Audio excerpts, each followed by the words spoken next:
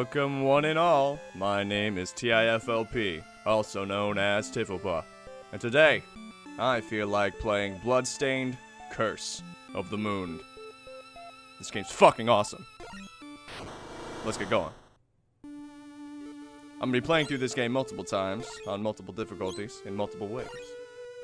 But at first, we gotta do normal ass mode on Veteran, which is just like the old Castlevania. There was once a man who had been given the moon's curse by demons. That man was Zangetsu. Wrapped in crimson garb with eyes like fire, he relentlessly pursued the demons who cursed him. As he journeyed from one pit of darkness to another, he would stop at nothing until he struck down every last demon in his path. One night, he sensed the looming presence of a great demon. He swore to eradicate all demons, no matter how much of a threat they posed. Bathed in moonlight, he cried out as he drew his sword, which consumed the darkness from within its wretched steel.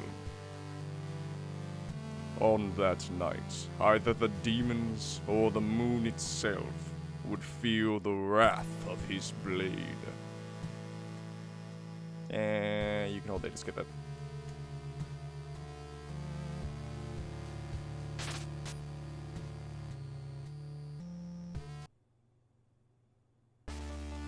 For those of you, Moonlight Temptation. For those of you who like the old Castlevanias or Ninja Gaiden games, fucking get this game right now. It's out on Steam. The other versions aren't quite out yet. There was a snafu with getting codes and whatever, but the Steam version is out right now, and that's the version I'm playing it on. For those of you who have been following Bloodstained, this is the prequel, quote-unquote prequel game. It's a spin-off game now. It was supposed to be a prequel game, but it's a spin-off game. This is the other kind of game, whereas Bloodstained Ritual of the Night will be a spiritual successor to Igavania's games. This is a spiritual successor to the old original Castlevania games, and I love it. It's so good. It's so good. And just like the old Castlevania games, you got your attack button, you got your crouch button, you got your jump button, and there's 3 ways to jump: up, left, right, and when you're in those jumps, there is no way out of them. You can hit whatever the fuck you want. There's no way to change your arc after that, which makes a lot of fucking sense. In addition to being like those games, you also have sub-weapons. Zangetsu has a total of 3. You get the Exorcism Slip, I think the Weighted Whip. That's what I've been calling it anyway. And the, I've been calling it Oni Power because the symbol is an Oni mask. It's just a damage boost. I think it makes it so you hit twice with every hit instead of 1. And just like the old Castlevanias, I'll be playing on Veteran, which means if I get hit, I get knocked back, and there is no way out of that knockback. You just gotta hope you hit solid ground, or else you die horribly. And just like the old Castlevanias, you got Wall Chicken, but unlike the old Castlevanias, which I think is a giant fuck you to Konami, which I absolutely love. Hold up. It seems I can use sub-weapons with the Y button, however, that would require weapon points. If I destroy lamps, perhaps I can find magic potion to restore the weapon points. I also understand that different colored lamps contain various sub-weapons I can use. Even so, I remain devoted to the sword. And Zangetsu is cool. I'm pretty sure in Japanese mythology, I'm not entirely sure, I'm pretty sure Sangetsu, is a cursed sword that wears away at the soul of the user but in exchange for massive amounts of skill. I'm not sure. His name is Zangetsu. He has a sword. I think it's made by demons or some shit. He doesn't like demons, so he's out to kill them all.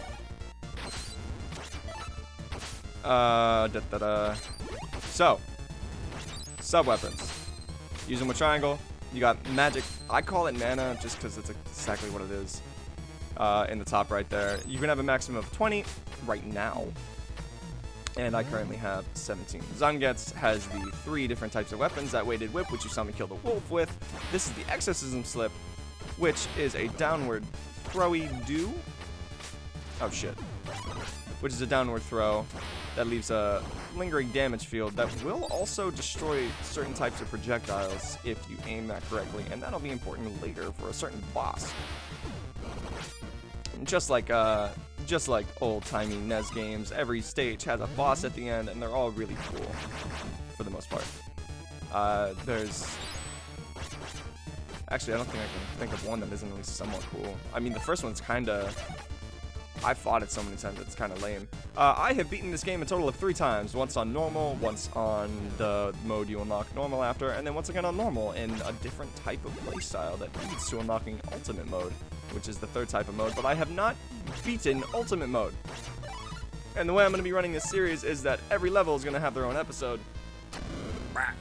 Every level is going to have their own episode. So this series should run for about 40, give or take 2 or 3. For boss rush, which you unlock after beating, I think, nightmare mode or doing that. The thing I did before. Anyway, this is the first boss. He's pretty simple. He'll be dragging that shit at you. It doesn't really hurt you unless you touch him. You don't want to do that, and that's the main issue with this boss, actually, is being in a position to hit him. But he'll eat the rocks, and then he'll do like a little stomach fire thing. And then poop out flaming hail. All these things are pretty easy to dodge, and as long as you stay on these 2 notches when he eats the rocks, you should be fine, actually. The way you want to fight this guy is get up on this top one, hit him 3 times, move to the left a little bit onto his knuckle, hit him 3 times again, walk away, stand here, rinse and repeat, and that's how you fight this dude. Like I said, NES boss. A lot of these things are just pattern recognition and getting your timings right. Get that done, and you can kind of blitz through the game. 3. God damn it. Yeah, if you don't stand directly on the knuckle, he smacks you. Unlike a lot of NES games. This game takes a lot of cues from a lot of different NES games. Zanget's, that slash, if you've ever played Ninja Gaiden, is very familiar to you. You'll be in like Castlevania 3, you'll be getting a lot of helper minions. They're friends.